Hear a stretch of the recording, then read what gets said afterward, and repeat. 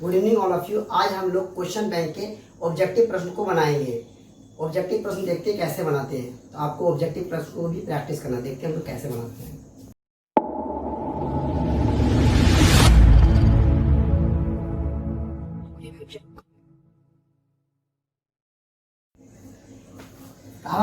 आज हम लोग ऑब्जेक्टिव प्रश्न के क्वेश्चन बैंक का प्रथम पालिका 2023 का सेट कोड है जी। क्वेश्चन बैंक है मेरे पास, जिसका क्वेश्चन कोड जी है और जी का ही हम लोग सीरियल वाइज पूरे प्रश्न को हल करेंगे। तो आपके पास जो कोड हो उसी हिसाब से आप बना लीजिएगा। जो भी क्वेश्चन प्रथम पाली में आएगा पूरा बिहार में एक ही जैसा आएगा। तो हम बिहार के कक्षा 10वीं के प्रश्न को हल कर रहे हैं, ऑब्जेक्टिव प्रश्न को। तो ये क्या लिखा हुआ, एक अर्धवृत्त जिसकी त्रिज्या 3r है उसकी परिमिति क्या होगी। ठीक है, एक और वृत्त होता है, एक अर्धवृत्त। तो हम लोग सॉल्व कर लेते हैं। तो सॉल्व अर्धवृत्त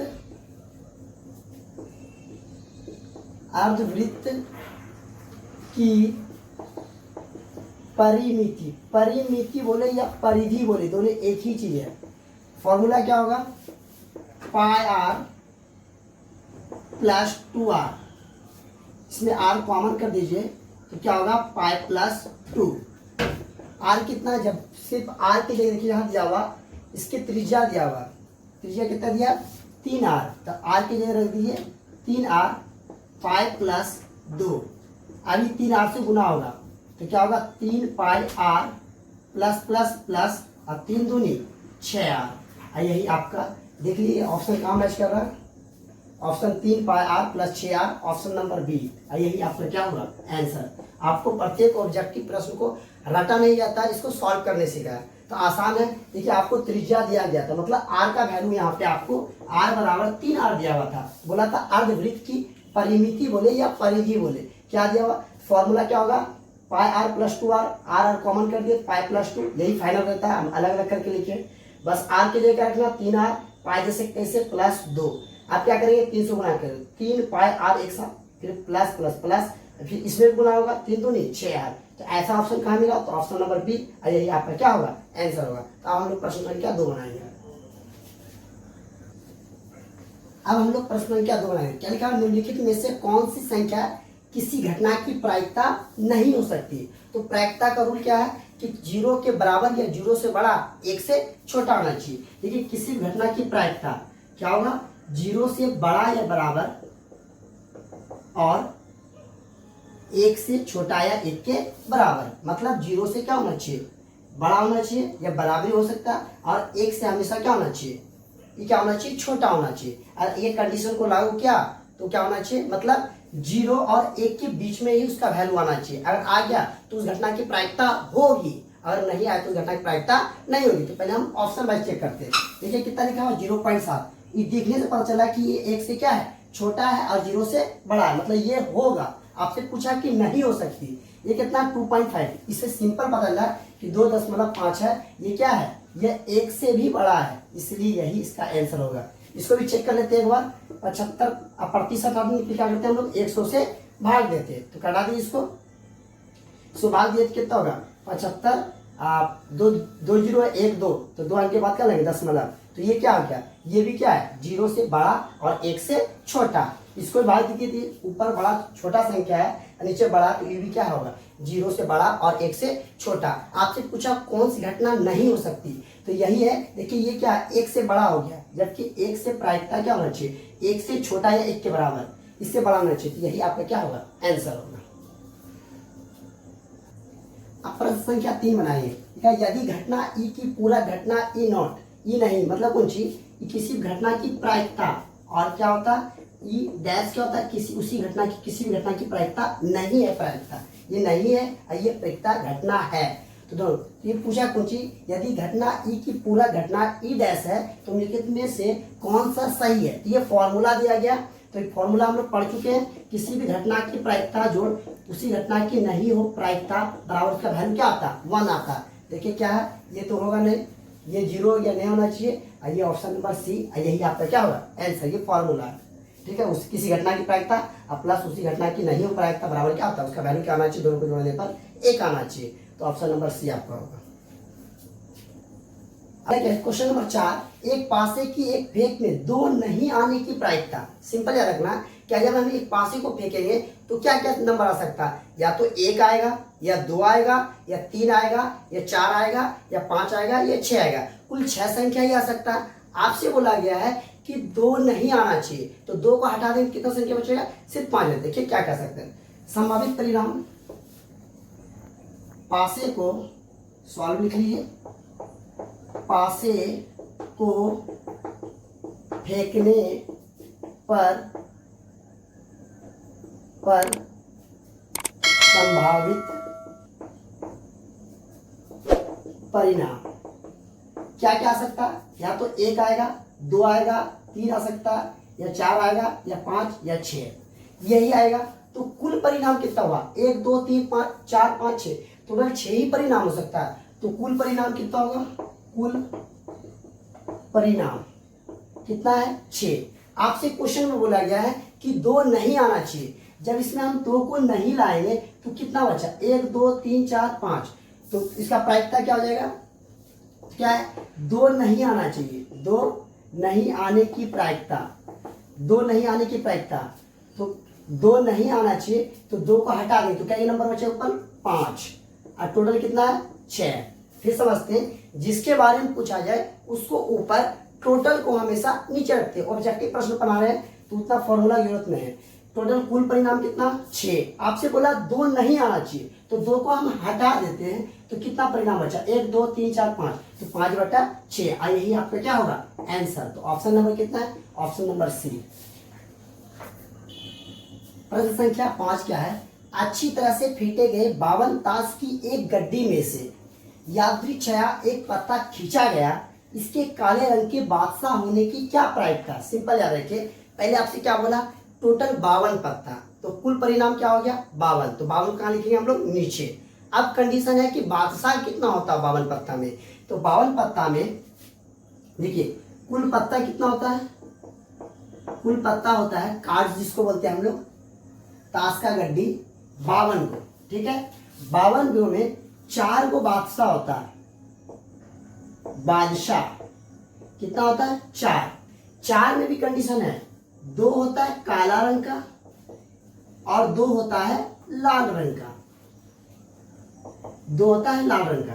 अब आपसे क्वेश्चन देखिए, फिर समझते हैं, कुल पत्ता बोल दिया, क्वेश्चन डायरेक्ट बोल दिया, अच्छी तरह से फेंटे गए 52 ताश गड्डी, तो कुल परिणाम कितना हो गया 52। आपसे बोला गया फिर कि एक गड्डी में से यादृच्छा एक पत्ता खींचा गया, इसके काले रंग के होने की क्या प्रायिकता, तो काला इसमें क्या हुआ है, टोटल 4 गो बादशाह है, 4 गो में 2 काला होगा और 2 लाल होगा, तो आसान है, सॉल्व लिख लीजिए, सिंपल। हम क्या बोले थे, क्या बोला, काले रंग की प्रायिकता, काले रंग के बादशाह इक्वल काले रंग का बादशाह बोला, तो काला रंग का बादशाह क्या होता है, 2 गो, 2 लाल 2 काला, 2 गया। सिर्फ काले बारे में चर्चा किया गया, और टोटल कितना में से 52 गो में, तो 52 क्या होगा नीचे, और जिसके बारे में पूछा जाए उसको ऊपर, बोला काले रंग का बादशाह होना चाहिए, तो 2 गो होगा, कटा दिए, कट रहा है, 2 1 2, इसको 2 से कटा, इसको भी 2 से, 2 दूनी 4, यहाँ कितना बचा 1 1 पर 2 12, 2 छक्के 12, 1/26, यही आपका क्या होगा आंसर होगा। देखिए 1/26 ऑप्शन नंबर बी, यही आपका ऑप्शन नंबर बी आंसर होगा। हम लोग प्रश्न संख्या 6 बनाए, क्या लिखा हुआ, यदि 24 27 28 24, 27, 28, 31, 34, x, 37, 40, 42, 45, 50 की माध्यिका 33 है। आपको मीडियन दिया गया, माध्यक बोले या माध्यिका बोले, वही दिया गया 33, तो बोला x का मान क्या होगा। हम याद रखिए, हम लोग माध्यक बहुलक, हम माध्य क्या पढ़ते थे, सभी संख्याओं को जोड़ के जितना संख्या उससे भाग देते थे, तो माध्य निकलता था। लेकिन माध्यक का क्या रूल था, कोई भी आपको सीरीज दिया हुआ, सूची दिया, उसको क्या करना, आरोही क्रम मतलब असेंडिंग ऑर्डर या अवरोही क्रम डिसेंडिंग ऑर्डर में सजाते हैं, मतलब छोटा से बड़ा की ओर या बड़ा से छोटा की ओर, और बीच वाली संख्या ही आपका क्या हो जाता, माध्यिका होता। समझते, सबसे पहले क्या करना हम लोग, आरोही क्रम में, देखिए आरोही क्रम में सजा हुआ ही है, तो हमको आपको पहले देखिए सॉल्व कीजिए, क्या क्या चीज दिया हुआ, आपको माध्यिका दिया हुआ है, माध्यिका आपको दिया गया है, कितना है 35 दिया गया है, आपको वैल्यू दिया गया है, आपको माध्यिका निकालना। तो सबसे पहले कि ये डाटा कितना लिखा, पहले इसको लिख लीजिए 24, 27, 28, 31, 34, x, 37, 40, 42, 45 और 50। ये आरोही क्रम में सजा हुआ, अगर नहीं रहे तो आपको सजाना है, तब आपको निकालना मारे, नहीं तो आपका आंसर क्या हो जाएगा, गलत हो जाएगा। तो ये क्या है, मतलब ये छोटा से बड़ा की ओर सजा हुआ है। माध्यिका का रूल क्या है, बीच वाली संख्या ही माध्यिका हो जाएगा इसका। देखिए टोटल संख्या कितना है, 1 2 3 4 5 6 7 8 9 10 11, 11 गो है। तो 11 गो तो क्या सिस्टम है, 5 गो इधर छोड़ दीजिए, अब 5 गो इधर छोड़ दिए, तो बीच वाली संख्या क्या कहलाएगा, माध्यिका कहलाएगा। तो माध्यिका क्या है, x है, और आपको माध्यिका दिया गया है, तो माध्यिका x बराबर कितना होगा 35, और यही आपका क्या होगा आंसर। अगर कंडीशन होता यहाँ पे 11 की जगह तो 12 संख्या होता, कोई फर्क नहीं, तब यहाँ पे क्या करते, इधर 12 होता तो इधर क्या छोड़ते 5 गो, इधर भी 5 गो, तो 2 संख्या यहाँ पर होता, दोनों को जोड़ के 2 से भाग देते आप, और उसके बाद भाग दे के बराबर क्या लेते 35, फिर x का वैल्यू निकाल लेते वहां से। तो फिलहाल यहाँ पे आसान दिया हुआ था, 11 को था, 5 को छोड़िए 5 को, बीच वाला क्या हो x माध्यिका निकला, तो x का वैल्यू तो यहाँ दिया हुआ है ना, माध्यिका 35 बराबर x बराबर कितना 35, ऑप्शन नंबर क्या है ए, यही आपका क्या होगा आंसर होगा। हम लोग प्रश्न संख्या 7 पढ़ेंगे। क्या लिखा, संचयी बारंबारता सारणी निम्न में से किसके निर्धारण में उपयोग किया जाता है। हम लोग CF का जो वैल्यू निकालते थे चैप्टर 14.3 में, तो हम लोग किसके लिए यूज करते हैं, CF किसके लिए निकालते थे, ना माध्य के लिए यूज होता है ना बहुलक के लिए, किसके लिए यूज करते हैं हम लोग 14.2 में, किसका यूज करते हैं हम लोग, माध्यिका के लिए यूज करते हैं। संचयी बारंबारता जिसको ना CF यूज करते हैं शॉर्ट फॉर्म में, संचयी बारंबारता हम लोग किसके यूज करते हैं, कि फॉर्मूला है माध्यिका के लिए, ऑप्शन नंबर बी होगा। ये तो नॉर्मल आपको याद रहना चाहिए सब चीज। अगला क्या है, माध्य कोमा माध्यिका और बहुलक में कौन सा संबंध सत्य है। तो क्या है, माध्य माइनस बहुलक, ये भी फॉर्मूला है, बराबर 3 इंटू माध्य माइनस माध्यिका, बस ये फॉर्मूला का ही रूप है। तो ऑप्शन नंबर ए ये हो जाएगा।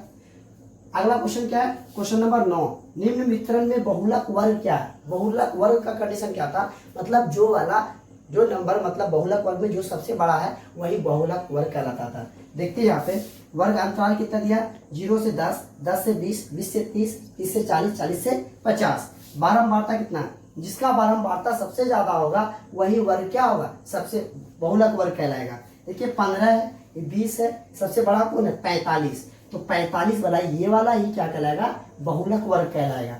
तो इसके आपसे क्या पूछा, इसका वर्ग अंतराल पूछा, बहुलक वर्ग, तो 20 से 30, ऑप्शन नंबर बी, यही आपका।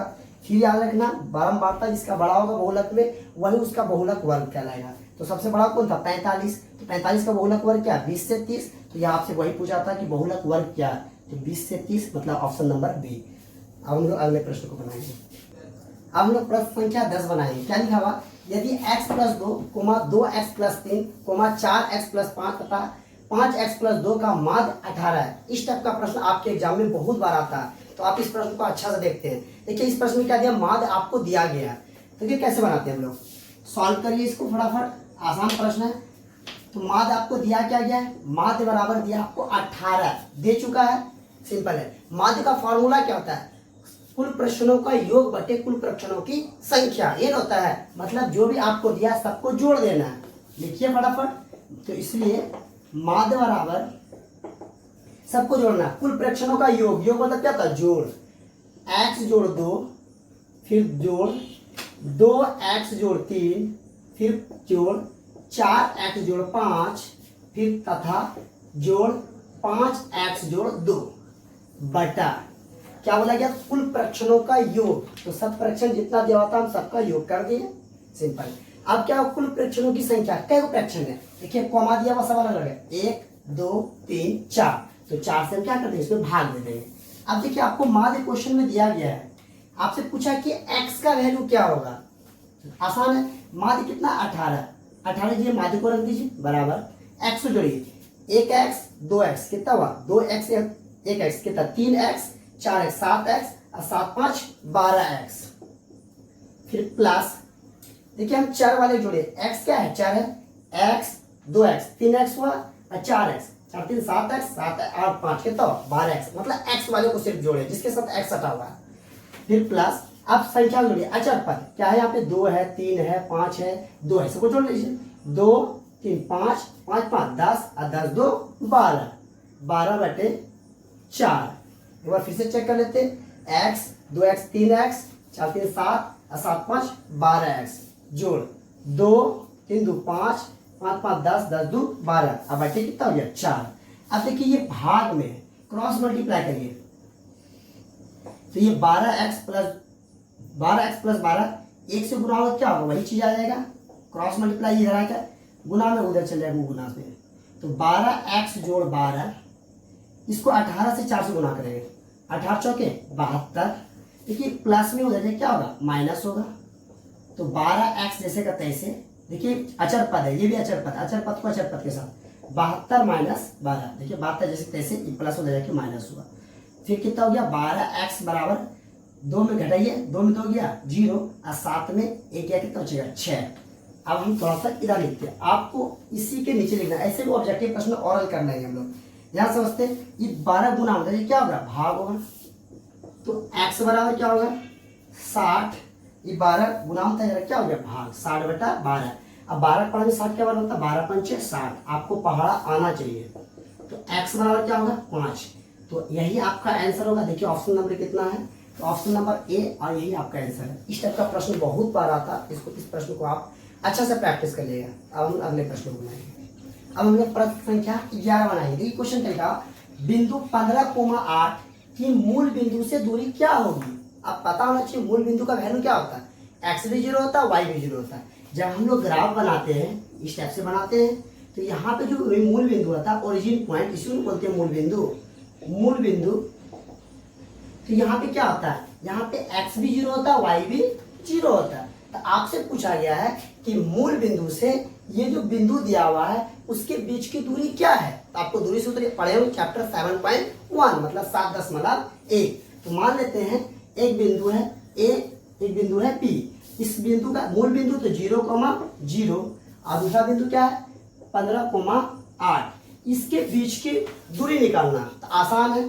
तो मूल बिंदु क्या है 0 0 और दूसरा बिंदु आपको दिया गया 15,8, इसके बीच का दूरी निकालना। तो दूरी सूत्र हम लोग पढ़े हैं, दूरी सूत्र क्या है, तो दूरी क्या ए बी के बीच की दूरी निकालना है। फॉर्मूला क्या होता है, under root under x2 minus x1 का whole square plus y2 minus y1 का होल स्क्वायर। देखिए यहाँ पे ये पहले है x1 y1, ये बाद में है x2 y2। आपको पता होना चाहिए कि पहला वैल्यू x होता है, दूसरा वैल्यू y होता है, जो हम लोग कक्षा 9 में पढ़ चुके हैं इसके बारे में। अब ध्यान देते हैं, अब ये वहां पे लिख दिया, वहां फटाफट देखिए लिख दीजिए फटाफट। तो x2 15 है, रखिए यहाँ पे, माइनस x1 0 का होल स्क्वायर प्लस y2 कितना है 8 माइनस y1 कितना है 0 का होल स्क्वायर। तो कितना होगा 15 में 0 घटाए कितना होगा 15 होगा, 15 का स्क्वायर, और 8 का 0 घटाए क्या होगा 8 होगा, 8 का स्क्वायर। अब 15 का स्क्वायर आपको पता होना चाहिए कितना होता है, आपको नहीं आता तो साइड में ऐसे 225 होता है।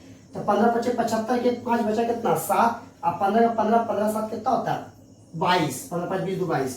तो 15 को 2 बार गुणा करिए कितना होगा 225 और जोड़ 8 को 2 बार पड़ेगा तो 8 8 64, दोनों को जोड़िए फटाफट। तो हो जाएगा पहला को पहला से 5 4 9 का 9 है, 6 2 8 का 8 है और 2 का 2, ये 289 किसका वर्ग है।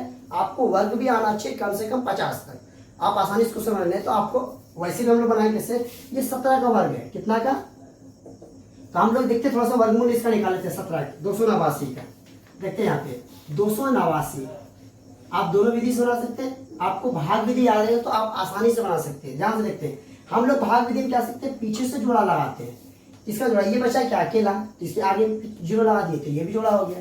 तो लेकिन 0 की फिर है, इसको क्या पढ़ेंगे हम 2 ही पढ़ेंगे। अब आपको नियम होता है वर्गमूल में, क्या वर्गमूल में नियम क्या होता है कि 1 के पहाड़ा को 1 बार ही पढ़ते, 2 का पहाड़ा 2 बार पढ़ते, या 3 का पहाड़ा 3 बार ही पढ़े रहता है। लेकिन यहाँ 2 है तो 2 का पहाड़ा 1 का पहाड़ा पढ़ेंगे तो 1 आएगा, और 2 का पहाड़ा पढ़ेंगे 2 2 नहीं 4, तो 4 क्या होगा ज्यादा होगा, इसलिए हम 1 का पहाड़ा पढ़ेंगे 1 का पहाड़ा। तो 1 के पहाड़ा में 1 के बार में 1 के बार में आता, यहाँ 0 दीजिए। अब यहाँ 2 में 1 घटा कितना बचेगा 1। अब क्या करें, इसी 1 को फिर एक बार प्लस करते, 1 कितना हो गया 2। ठीक है, जब भी संख्या उतरेगा ये 2 संख्या पेयर के रूप में हमेशा जोड़ा के रूप में उतरता है। तो यहाँ उतार दिए 8 और 9 एक साथ। अब आपको दिमाग में ना वैसा पहाड़ा पढ़ाना जो लास्ट में 9 आवे। तो देखते ध्यान से, 3 के पढ़ा में भी 9 आता, चेक कर लेते आता है कि नहीं। यहाँ भी 3 और यहाँ पर भी 3। अब ये 3 से ये दोनों गुना होगा, चेक करते हैं। 3 तिया 9, ठीक है, 3 दूनी 6, देखिए छोटा पड़ गया। इसका मतलब अब वैसा टेबल पढ़ा है जिसमें 9 आता हो। 4 के पढ़ा में आएगा नहीं आएगा, 4 चौके 16 आता, 5 25 नहीं आएगा, 6 36 नहीं आएगा, 7 7 49। मतलब पता चल गया कि हमको 7 का पहाड़ा 7 बार पढ़ेंगे। 7 का पहाड़ा 7 बार ही पढ़ना है, क्योंकि वर्गमूल का नियम है 7 को 7 बार पढ़ना, 6 को 6 बार, 5 को 5 बार। 7 7 49 के 9 बचा कितना 4, 7 में 14 और 14 चल के 18। देखिए पूरा कैंसिल हो गया। तो आपको वर्गमूल हो गया ये वाला, देखिए 17 आ गया। तो आपको भाग विधि आना चाहिए, भाग विधि आएगा तब ये क्वेश्चन को आसान, क्योंकि ये अभाज्य संख्या प्राइम नंबर है और इसको अभाज्य संख्या को अभाज्य गुणनखंड विधि से प्रॉब्लम थोड़ा सा क्रिएट करता है। तो उसे भी वैसे बना सकते हैं आप, लेकिन थोड़ा सा परेशानी होगा। तो आपका आंसर कितना है 17, ऑप्शन नंबर सी, यही आपका आंसर होगा। अब हम लोग अगले प्रश्न को बनाएंगे। अब हम लोग प्रश्न संख्या 12 बनाएंगे। ठीक है, सरल रेखा y बराबर 2x माइनस 3 का आलेख निम्न में से किस बिंदु से होकर गुजरेगी। तो आपको आलेख मतलब ग्राफ जो है बताना, इस समीकरण का ग्राफ किस बिंदु से गुजरता है। तो ऐसे प्रश्न को हम बाय ऑप्शन बनाते हैं। देखते हैं कैसे बनाते हैं। सॉल्व बाय ऑप्शन, ऑप्शन को चूज करेंगे और आंसर निकालेंगे। देखिए क्या लिखा हुआ, समीकरण आपको दिया 2y बराबर 2x माइनस 3। अब बारी बारी से सब ऑप्शन को चेक करिए। अगर दोनों तरफ वैल्यू बराबर आ गया तो आपका आंसर वही ऑप्शन आपका आंसर हो जाएगा। जैसे समझते हैं, देखिए 2,2 इसका मतलब कुछ हुआ, यहाँ पे x का वैल्यू भी 2 है और y का वैल्यू भी 2 है। याद रखिए पहला वैल्यू x का होता है, दूसरा वैल्यू y का होता है। यहाँ पे पुट किया, अगर दोनों बराबर आ गया तो हम लोग क्या है सही, मतलब वही आपका आंसर हो जाएगा। देखिए y की जगह क्या रखना 2 बराबर, फिर 2 गुना 2 माइनस 3, तो यहाँ कितना हो जाएगा, तो होगा 2 और 2 दूनी 4 माइनस 3। तो यहाँ क्या गया 2 नहीं बराबर है, 4 माइनस कितना हो गया 1, तो 2 ये दोनों बराबर है नहीं, तो आपका ये ऑप्शन नहीं होगा। अब ऑप्शन नंबर हम चलते हैं बी पे। बी में ध्यान से देखिए, बी में क्या है, x का वैल्यू कितना है यहाँ पे 4 और y का वैल्यू कितना है 1 है। पहला वैल्यू x का, दूसरा वैल्यू y का, तो y का वैल्यू 1 है, तो यहाँ 1 रखिए। ये तो देखने से पता चल रहा है सिंपल, 2 और x का वैल्यू 4 माइनस 3, तो ऐसे बराबर नहीं दिख रहा। 4 दूनी 8, 8 में 3 घटा देंगे कितना हो गया, तो 8 में 3 गए तब 5, ये भी बराबर नहीं है, तो ये भी ऑप्शन आपका नहीं होगा। अब ऑप्शन नंबर सी, ये ओरल चेक करने का है। ऑप्शन नंबर सी चलते हैं, तो सी को भी चेक कर लीजिए।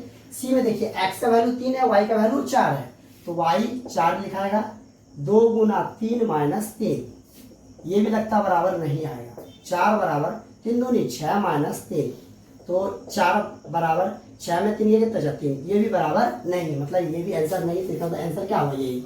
अब चेक कर लेते हैं ये है कि नहीं, हम लोग चेक करते हैं। यहाँ पे बताइए x का वैल्यू कितना है, x का वैल्यू 5 है, y का वैल्यू 7 है,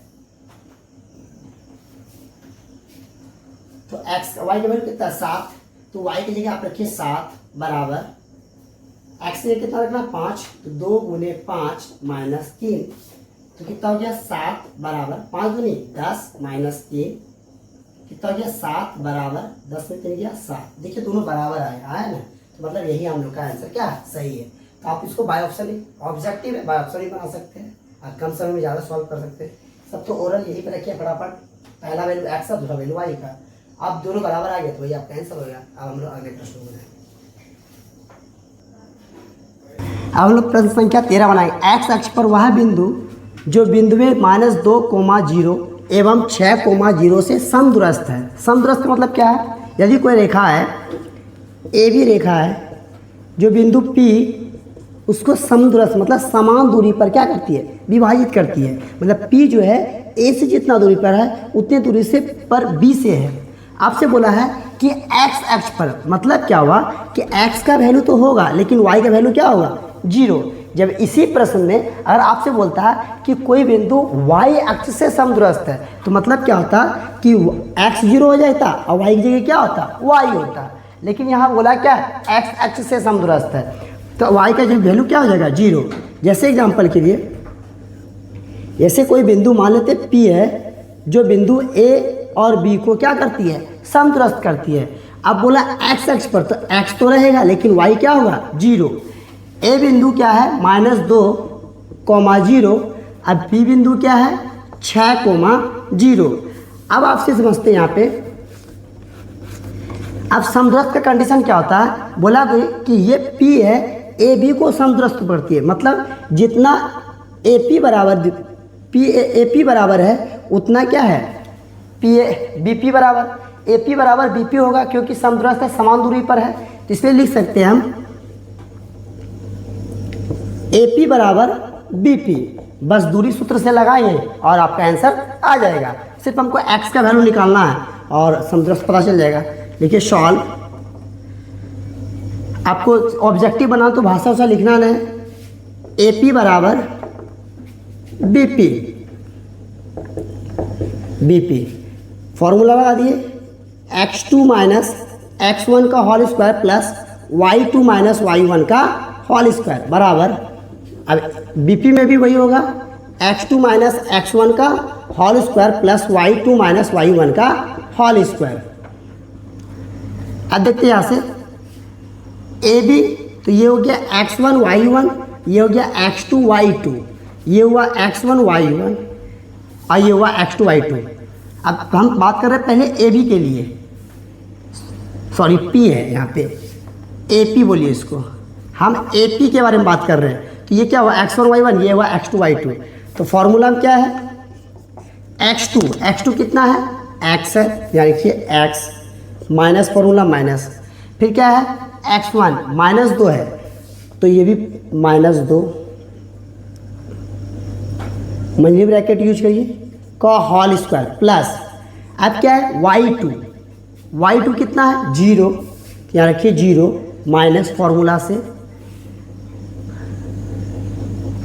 फिर y1 कितना है, y1 भी क्या है 0, तो होल स्क्वायर तो 0 हो जाएगा, इसका कोई रोल नहीं है।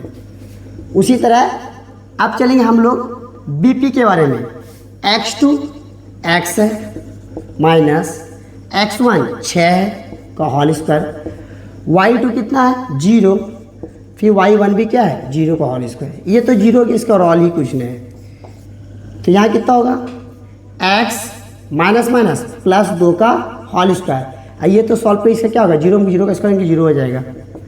उसी तरह यहाँ पे x माइनस 6 का होल स्क्वायर, ये भी क्या हो जाएगा 0। अब इसको क्या करेंगे हम लोग, अब इसको a प्लस बी का होल स्क्वायर करिए, a स्क्वायर प्लस 2, एक जगह x, a square a plus B का होल स्क्वायर फॉर्मूला होता है a प्लस बी का होल स्क्वायर बराबर a square plus 2ab plus b square, लगा दी फॉर्मूला पे, a स्क्वायर मतलब x का स्क्वायर प्लस 2 फॉर्मूला से, एक जगह x और b की जगह 2 और प्लस b स्क्वायर मतलब 2 का स्क्वायर बराबर, तो 0 हो गया इसका खत्म। यहाँ पे देखिए x minus a minus B का होल स्क्वायर, तो a माइनस बी का होल स्क्वायर अभी लिख लीजिए, a square minus 2ab plus b square, तो एक जगह क्या होगा x माइनस 2 फॉर्मूला से, एक जगह x, b की जगह 6 प्लस 20 का मतलब 6 का स्क्वायर, ये तो 0 हो गया। अब क्या हो गया x का स्क्वायर रूट के अंदर है, हम थोड़ा इधर मिटा लेते हैं हल्का, अच्छा लिख लेते यहीं पे, x का स्क्वायर प्लस 2 दूनी 4x प्लस 2 दूनी 4, यहाँ पे होगा x का स्क्वायर 6 दूनी 12x प्लस 6 6 36, यहाँ पे आ जाते हैं थोड़ा सा और ऊपर, ध्यान देखिए x स्क्वायर 4x, अब क्या करें दोनों तरफ वर्क करिए, क्योंकि ये क्या है लिखेंगे दोनों तरफ वर्क करने पर वर्क करें क्या होगा, तो ये रूट क्या होगा कट जाएगा, करिए work, root under x square plus 4x plus 4 का स्क्वायर वर्क कर रहे हैं। उसी तरह ये भी होगा x स्क्वायर माइनस 12x जोड़ 36, इसका भी स्क्वायर, ये स्क्वायर से रूट खत्म, ये स्क्वायर से रूट खत्म, यहाँ बचा क्या x square plus 4x plus 4, देखिए यहाँ पर वही बचा ये प्लस में इधर आके एक्स क्या होगा, एक्स स्क्वायर माइनस में, ये 12x प्लस में इधर आके क्या होगा, माइनस में इधर आके प्लस 12x और माइनस 36 बराबर क्या होगा 0। सॉल्व कर लीजिए, एक्स स्क्वायर कैंसिल हो गया, यहाँ 12x और 4x, 12 4 कितना हो गया 16x, और यहाँ पे 36 माइनस में और 4 प्लस में, तो क्या हो गया, तो माइनस 32 और बराबर क्या होगा 0। तो x बराबर क्या होगा, ये माइनस हो जाए क्या होगा प्लस 32 और 16 गुना में क्या हो गया भाग हो गया, 16 दूनी 32। तो x का वैल्यू कितना आया 2। फिर से ध्यान समझते हैं, तो x का वैल्यू 2 मतलब कौन चीज़, यहाँ पे होगा x की जगह y की जगह 0, 2,0, ऑप्शन नंबर बी। फिर से समझते हैं क्या किया है, बोला क्या कहते हैं इसमें समदुरस्त है, इतना लॉन्ग से बनाना ना, आपको शॉर्टकट बना देना। बोला कौन चीज P बिंदु A और B को समदुरस्त करता है, तो x पर, तो x जैसे तैसे, लेकिन y क्या होगा 0 होगा। बिंदु एक दिया था, इसको A मान लिए, इसको B मान लिए। अब हम निकाल लिए AP बराबर BP, क्योंकि समदुरस्त दोनों आपस में क्या होगा बराबर होगा, दोनों बराबर है। दूरी सूत्र लगाए यहाँ पर, दूरी सूत्र से x2 y2 वहाँ से फॉर्मूला रखे, पहले AP के लिए ये वाला वैल्यू, फिर BP के लिए, दोनों बराबर किए। ये फॉर्मूला a प्लस बी का होल स्क्वायर पे टूट गया यहाँ पे, फिर a माइनस बी का होल स्क्वायर पे टूट गया, ये तो 0 था 0 हो गया। आपके हमको रूट हटाना था, रूट हटाने के लिए क्या किया, दोनों तरफ वर्ग किए, वर्ग से रूट क्या हो गया खत्म हो गया। अब यहाँ x square plus 4x plus 4, आई प्लस में था, ये भी रूट खत्म हो गया, तो यहाँ क्या प्लस में था एक्स स्क्वायर, इधर क्या हो गया माइनस में, फिर माइनस में 12x था, इधर के प्लस में हो गया, माइनस में 36 प्लस में 36 इधर के माइनस में, बराबर क्या हो गया 0। एक्स स्क्वायर माइनस में प्लस में कट के क्या हो गया 0, तो हो गया 4x प्लस में, अब 12x, 12 4 कितना 16x, और यहाँ पे कितना है माइनस 36, यहाँ प्लस 4 है, तो घटाएंगे कितना, जोड़ेंगे इसमें कितना होगा माइनस 32, क्योंकि माइनस वाला बराबर 0। देखिए माइनस में 32 हो जाए क्या प्लस 32, और 16 गुना हो जाएगा क्या हो गया भाग में, 16 गुना 32 क्या बार 2 बार में, तो एक्स का वैल्यू कितना आया 2, तो एक्स का 2 रखिए वाई जगह, तो 2,0 यही आपका आंसर होगा। अब हम लोग अगले प्रश्न को बनाएंगे।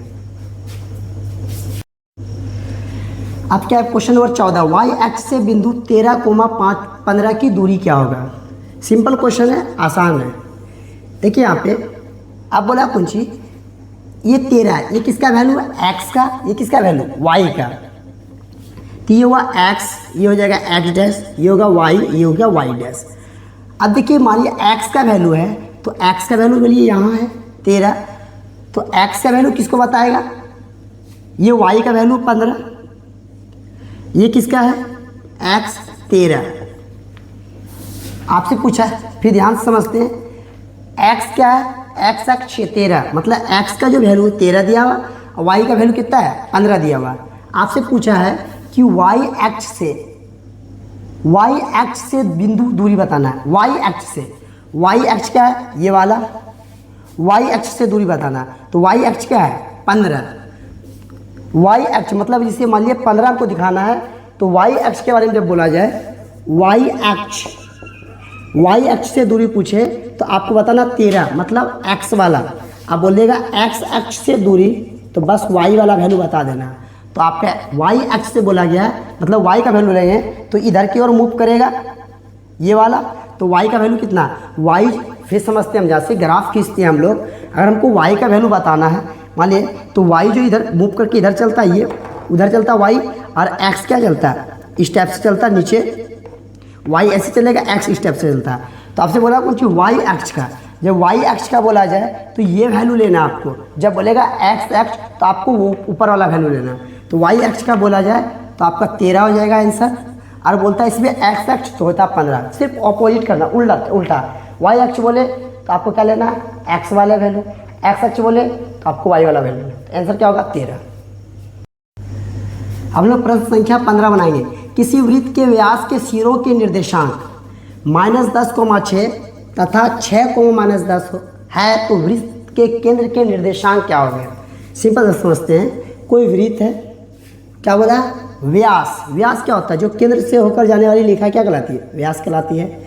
उसका सिरा, तो एक सिरा इधर है, एक सिरा इधर है, उसका आपको निर्देशांक दिया गया, मान लेते हैं इस सिरा का नाम A है, इसको मान लेते हैं B, तो इसका बिंदु दिया हुआ -10,6, ये दिया हुआ आपको 6,-10। अब आपसे बोला वृत्त के केंद्र का निर्देशांक, मतलब आपसे पूछा इसके सेंटर का, तो यहाँ पे क्या होगा x, y है ना, तो आपके केंद्र का निर्देशांक। अब बताइए AB रेखाखंड है, बोलिए हाँ, इसके बीच में, तो बीच के का क्या होता है हम लोग मध्य, तो मध्य बिंदु का फॉर्मूला लगा दिया, आपका आंसर आ जाएगा x कोई। लिखेंगे तो इसको मान लीजिए ओ, लिखेंगे सॉल्व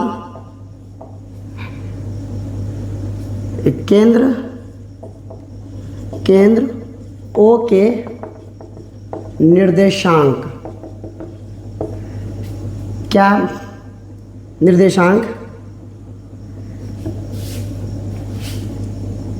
x, y है, इसलिए मध्य बिंदु सूत्र से क्या लाते हैं, केंद्र x, y, ओ का निर्देशांक क्या x, y, मध्य बिंदु सूत्र क्या होता है, x जोड़ो x1 जोड़ो x2 बटे 2, y1 जोड़ो y2 बटे 2। मध्य बिंदु सूत्र यही होता है।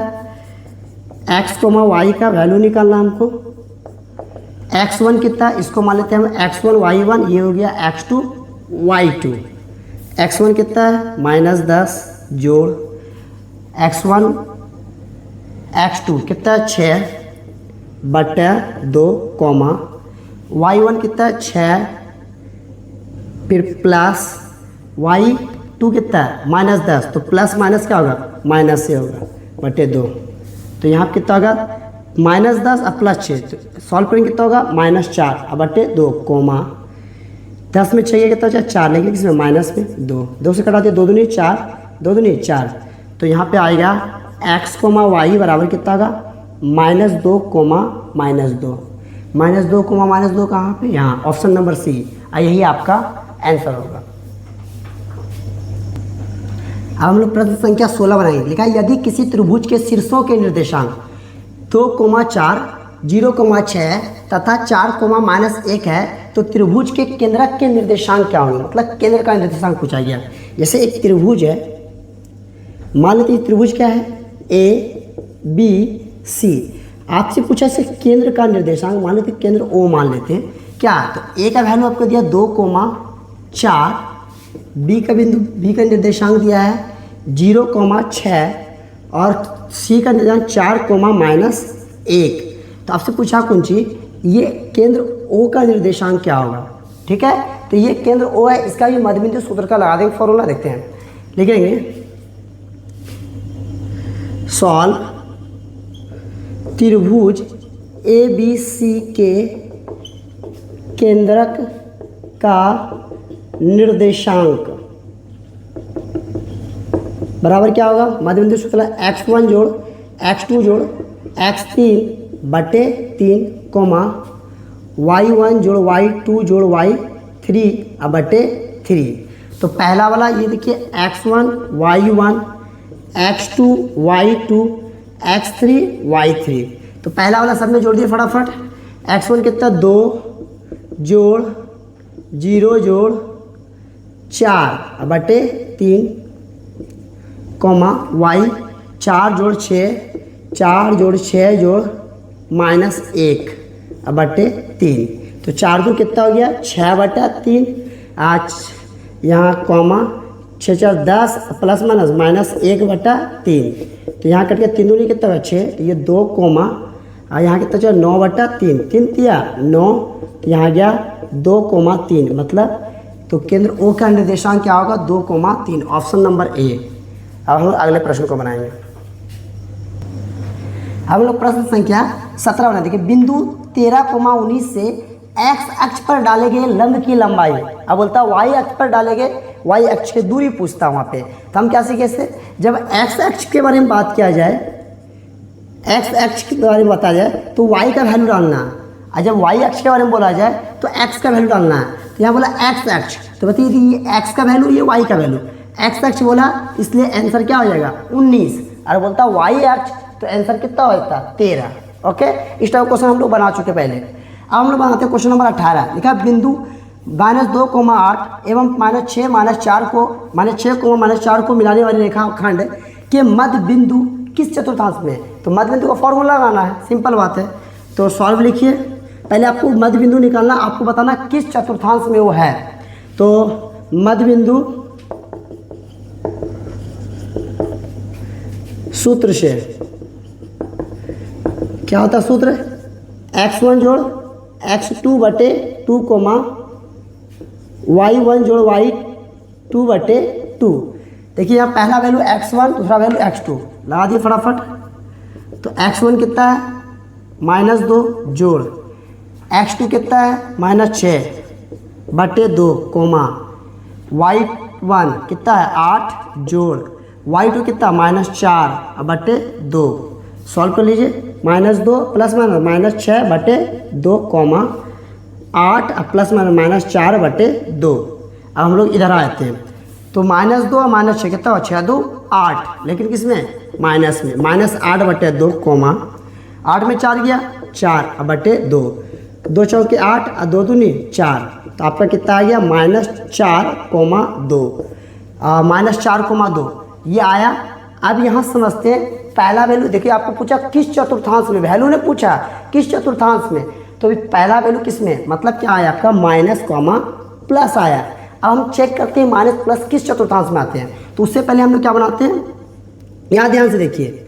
अब बोला जाए ये हुआ प्रथम चतुर्थांश, ये द्वितीय हुआ, ये तृतीय हुआ, ये हुआ चतुर्थ, चौथा चतुर्थांश। अब ध्यान दीजिए ये वाला x वाला था, ये वाला क्या y है, ये y डैश है, ये x डैश है। मतलब x इधर दाएं तरफ है तो x प्लस में आएगा, ऊपर y प्लस में, इधर x माइनस में और नीचे y माइनस में। तो देखिए इस घर में अगर कोई भी नंबर आएगा तो x भी पहले x भी प्लस में और कोमा y भी प्लस में।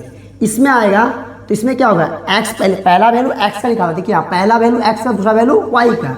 तो यहाँ दूसरा में आएगा तो पहला x किस में आएगा माइनस में और y किस में आएगा प्लस में। तो देखिए माइनस और प्लस आया तो माइनस प्लस किस में आएगा दूसरा में। अब तीसरा बात क्या जाए तो तीसरा में कौन सी, पहले x इधर भी क्या होगा माइनस में और y नीचे आ रहा तो y भी किस में आएगा माइनस में। और चौथा बात क्या जाए तो चौथा इधर आएगा तो x प्लस में और y माइनस में। तो आपसे पूछा कुछ माइनस प्लस किस में आएगा दूसरा में, तो आपको ऑप्शन नंबर बी होगा। हम लोग प्रश्न संख्या 19 बनाएंगे। यदि P बिंदु P 0,0, Q 0,8,0 और R एवं R 0,12 तो किसी त्रिभुज PQR के शीर्ष हैं तो त्रिभुज PQR का क्षेत्रफल क्या होगा। सिंपल है, कोई त्रिभुज है PQR जिसका सबका निर्देशांक दिया गया 0,0, ये दिया गया 8,0, ये दिया 0,12। तो आपसे पूछा है किसका क्षेत्रफल क्या होगा, ये वैल्यू निकालने बोला गया है। सिंपल समझते हैं हम लोग, सॉल्व। तो यहाँ देखिए पहला वैल्यू त्रिभुज का क्षेत्रफल होता है 1/2 इंटू x1 इंटू 23। लंबा फॉर्मूला हम लिखते हैं उसको फिर बताएंगे आपको कैसे पढ़ते हैं। तो पहले उसमें क्या x1 y1 x2 y2 x3 y3 तीनों होगा। ये वैल्यू होगा x1 y1 x2 y2 x3 y3। यहाँ पर से दे देकर वैल्यू बैठाएंगे तो लिख सकते हैं हम लोग त्रिभुज PQR का क्षेत्रफल, त्रिभुज PQR का क्षेत्रफल equal 1/2 into x1 y2 minus y3 जोड़ x2 y3 माइनस y1 जोड़ x3 y1 minus y2 bracket बंद।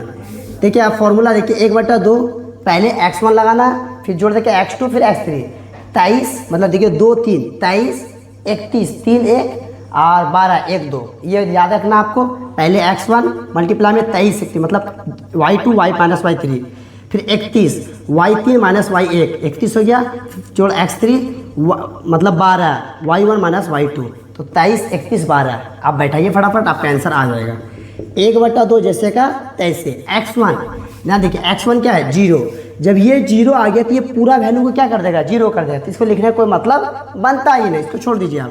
तो ये 0 हो जाएगा, पूरा गुना होगा तो 0 कर देगा। x2 लीजिए, x2 कितना है 8 है, इसको आपको लिखना पड़ेगा इंटू y3 मतलब कितना 12 माइनस y1 क्या है 0 लिख दीजिए जोड़ फिर क्या है x3 क्या है 0 तो यहाँ 0 रखें तो पूरा वैल्यू क्या हो जाएगा 0, तो इसका भी कोई मतलब नहीं बनता। तो ये वैल्यू क्या हो गया 0, तो 1/2 0 इसको हटा ही दीजिए अब यहाँ कितना बचा, तो 8 अब 12 में घटाएंगे कितना होगा, 12 बचेगा। ये भी 0 होगा, इसका खेल खत्म। तो 1/2, 12 7 84, 12 8 96, और इसको कटा दिए, 2 चौके 8, बचा कितना, 1 2 8 16, तो हो जाएगा 48, क्या लिखा हुआ ऑप्शन 48 वर्ग सेंटीमीटर होगा, वर्ग सेंटीमीटर मीटर या वर्ग सेंटीमीटर स्क्वायर लगा दिए, इसको इंग्लिश में वही होगा। तो 48 आंसर रहेगा ऑप्शन नंबर बी। कुछ नहीं, फॉर्मूला आपको याद रखना ही वाला, बस ये आपको क्वेश्चन बन जाएगा। क्वेश्चन नंबर 20, किसी त्रिभुज के शीर्ष बिंदु जिसके निर्देशांक 0,6, 0,0 और 8,0 दिया हो, तो इसमें वही निकालना, परिमित लिखा हुआ है यहाँ पे, वही त्रिभुज का क्षेत्रफल है। तो बना लेते हैं इसमें A B C, मान लिए बिंदु 0,6, 0,0 और ये हो जाएगा 8,0। त्रिभुज ABC का क्षेत्रफल, बस वही क्वेश्चन है, सेम डाटा अलग है। त्रिभुज ABC का क्षेत्रफल, फॉर्मूला क्या हो जाएगा, यहाँ पर से लिख देते 1/2 into x1 23 y2 minus y3 plus x2 31 y3 minus y1 जोड़ x3 12 y1 माइनस y2। याद रखना 23 31 12 x1 x2 प्लस देते जाना x3। 1/2 x1 का वैल्यू कितना है, तो ये हो जाएगा x1 y1 x2 y2 x3 y3। देखिए x1 क्या है 0, यहाँ ध्यान दीजिए 0, तो ये पूरा वैल्यू क्या कर देगा 0, लिखने का कोई मतलब नहीं। x2 भी क्या है 0, तो ये पूरा क्या कर देगा 0, इसको भी नहीं लिखना है। x3 क्या है 8, तो आप इसको लिखिए 8। y1 कितना है 6 माइनस y2 0 लिख दिए, तो ये सब तो 0 है। 1/2 इंटू यहाँ 8 जैसे थे, 6 में 0 घटाएंगे तो क्या होगा 6 हो जाएगा, तो यहाँ हो जाएगा 1/2 8 6 48, इसको भाग दिए, 2 दूनी 4 2 चौके 8, तो ये 24 वर्ग इकाई। तो आपका answer number option number B. अब अगले प्रश्न को बनाएंगे। अब हम प्रश्न संख्या 21 बनाएंगे। द्विघात समीकरण x² प्लस 4x जोड़ b बराबर 0, x² plus 4x plus b बराबर 0। ध्यान दीजिए, द्विघात समीकरण का फॉर्मेट कैसा होता है, व्यापक रूप ax² जोड़ bx जोड़ c बराबर 0। अब यहाँ से कंपेरिजन करिए फटाफट। तो a का वैल्यू यहाँ कितना आ जाएगा, सॉल्व लिखिए, a बराबर कितना आएगा, x² है, a का वैल्यू कितना होगा 1 आएगा। b यहाँ भी x है, तो b का वैल्यू कितना आएगा यहाँ पे 4, और यहाँ पे c की जगह क्या आ जाएगा b होगा। अचर पद क्या है इस पर b है। अब क्या बोला गया है, इसका वैल्यू x बराबर 0 दिया है, तो b बेचा का मतलब d बराबर क्या है 0। तो d बराबर क्या होता है, d बराबर होता है b² माइनस 4ac। तो b का वैल्यू कितना है 4, तो 4 का स्क्वायर माइनस 4 जैसे का तैसे, एक जगह कितना होगा 1 होगा, और c की जगह कितना होगा, c का वैल्यू कितना है b, तो यहाँ b लिखिए। तो 4 चौके 16, 4 गुना b तो 4b, 16 minus 4b, 16 minus 4b, option number A, यही आपका आंसर होगा। अब हम लोग प्रश्न संख्या 22 बनाएंगे। निम्नलिखित में से कौन समांतर श्रेणी में है, मतलब एपी में कौन है। तो एपी का रूल चेक करना कहते हैं, सबका वैल्यू क्या होना चाहिए। जैसे मान लिया जाए, समझते हम लोग एपी चेक करते थे, क्या होता था a2 माइनस a1 बराबर जो भी आता था उसका वैल्यू डी सबका सेम होना चाहिए। a3 माइनस a2 मतलब प्रत्येक अगले पद में पहले पद को हम घटाते थे और सबका सार बनता, मतलब डी का वैल्यू सेम आता था, तो वो एपी में रहता था, और या तो एपी में नहीं है। चैप्टर हम लोग 5.12 में इस समय पढ़े हैं हम लोग इसके बारे में। तो हम लोग देखते हैं, इसको चेक करते हैं। ध्यान दीजिए, अगले पद में पहले पद को घटाइए। देखिए क्या है 0 पॉइंट, ऑप्शन चेक करिए सबको, प्रश्न को 0.04 है, इसमें घटाना है 0.4, यहाँ कुछ क्या है 0 है, घटाइए 4 1 4 0, तो यह क्या आया 0.04। अब इसको चेक करिए, तो ये तो नहीं होगा, लेकिन फिर भी हम आपको चेक करके दिखा रहे हैं। क्या है 0.44, यहाँ कुछ है तो क्या होगा 4 0 0.0, देखिए थोड़ा डिफरेंट आ रहा है ना। यहाँ देखिए दशमलव में, इसलिए इसका वैल्यू ये देखिए कि यहाँ इधर 0 वैल्यू नहीं होता, लेकिन यहाँ देखिए 2 अंक के बाद दशमलव है, यहाँ 3 अंक के बाद दशमलव है, मतलब एक जैसा है नहीं, तो मतलब ये ऑप्शन आपका नहीं होगा। अब इसमें देख चेक करिए, 11 में 1 घटाएं कितना बचेगा 10, तो होगा ना। 111 में 11 घटा दें कितना बचेगा, तो 100 बचेगा। डी सही है, सेम नहीं है, चलिए ये भी नहीं होता। अब ये चेक करिए, यहाँ कितना A2 माइनस A1, मतलब A1 हुआ, A2 हुआ, A3 हुआ, A4 हुआ, चलता रहेगा। अब A2 माइनस A1, तो A2 कितना 4 माइनस 2 बराबर क्या बचा 2। चलिए अब A3 में A2 घटाएंगे, A3 माइनस A2, मतलब प्रत्येक अगले पद में पहले पद को घटाएंगे तो उसका डी सेम आना चाहिए, अंतर सार्वंतर सेम आना चाहिए। एक जैसा आया तो हम मतलब AP में है ना, तो AP में नहीं है। A3 कितना 8 माइनस 4, तो बचा कितना 4, देखिए सेम है नहीं, मतलब ये भी ऑप्शन नहीं है और ये भी ऑप्शन है, तो ऑप्शन नंबर क्या होगा डी। चेक कर लेते हैं कि नहीं। ये क्या हुआ A1, ये क्या हुआ A2, ये हुआ A3, ये हुआ A4। इसको आप लिख सकते हैं T1 T2 T3 T4, term 1 term 2 term 3, ऐसे भी लिख सकते हैं। चलिए क्या हम चेक करते हैं, A2 माइनस A1, A2 कितना यहाँ पे -4, अब -0, तो क्या बचा -4 बचेगा। चलिए अब A3 माइनस A2, A3 कितना है -8, फिर माइनस फॉर्मूला में है। अब A2 कितना है -4 लिख दीजिए, तो -8 -1 +4, तो क्या बचा -4 बचा। उसी तरह माइनस, तो ये मतलब यही क्या डी नंबर सही है, मतलब सबका आंसर यहाँ देखिए 4 है -4 है, तो ऑप्शन नंबर डी होगा। अब हम लोग अगले प्रश्न को बनाएंगे। हम लोग प्रश्न संख्या 23 बनाएंगे। क्या लिखा, समांतर श्रेणी √18, √50, √98, √162, इसका सारवंतर मतलब डी निकालना है। तो पहले हमको रूट से इसको क्या करना पड़ेगा, रूट को हटाना पड़ेगा। तो इसके लिए करना क्या पड़ेगा, तो बस अभाज्य गुणनखंड करना पड़ेगा। तो लिखिए फटाफट। हम √18 को क्या लिख सकते हैं, ध्यान से देखिए कैसे बनाते हैं। 18 है, 2 नमा 18, 3 तिया 9, तो इसको हम जब तोड़ेंगे तो ये क्या लिखाएगा 2 गुने 3 गुने 3। अब वर्गमूल का रूल होता है कि 2 में एगो क्या होता है बाहर, तो इसको हम लिख सकते हैं 3√2, 3 तिया 9, 9 दूनी 18, मतलब हम पहले वाले को √18 को लिख सकते हैं।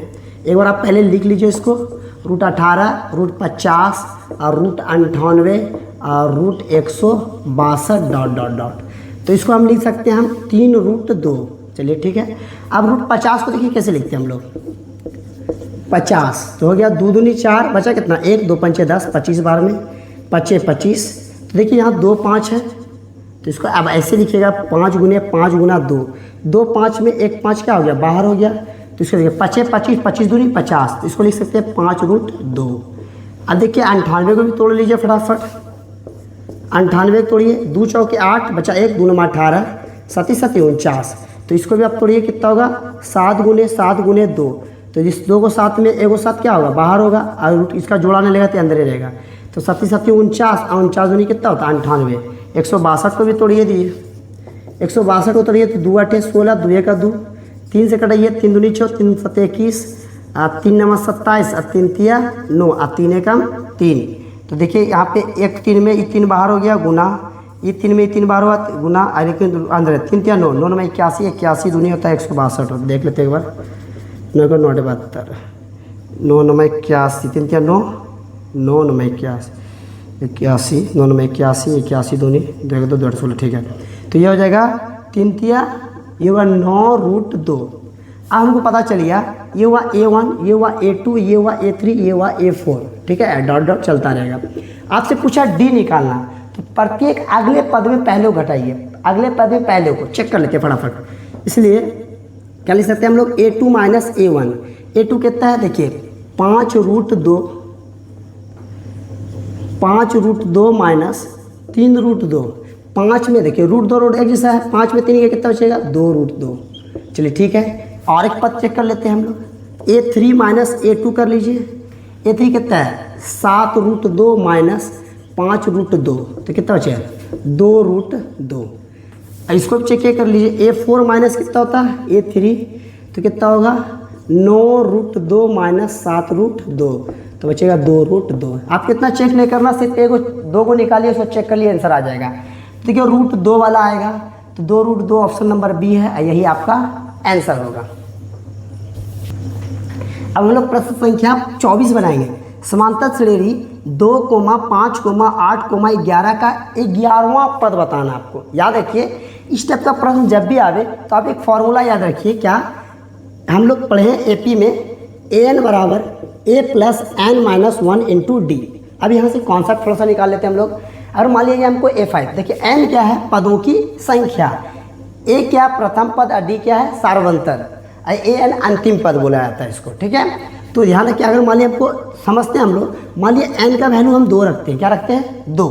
देखिए ध्यान से, एक जगह n की जगह 2 हो गया, बोले ठीक है, a प्लस n की जगह रखिए 2 माइनस 1 इंटू डी, चलिए ठीक है। a प्लस 2 में 1 कितना अच्छा, 1 a गुना डी, तो हम a2 लिख सकते हैं, a2 को क्या लिख सकते हैं, a प्लस डी। चलिए अब आगे और एक चीज़ समझते हैं हम लोग।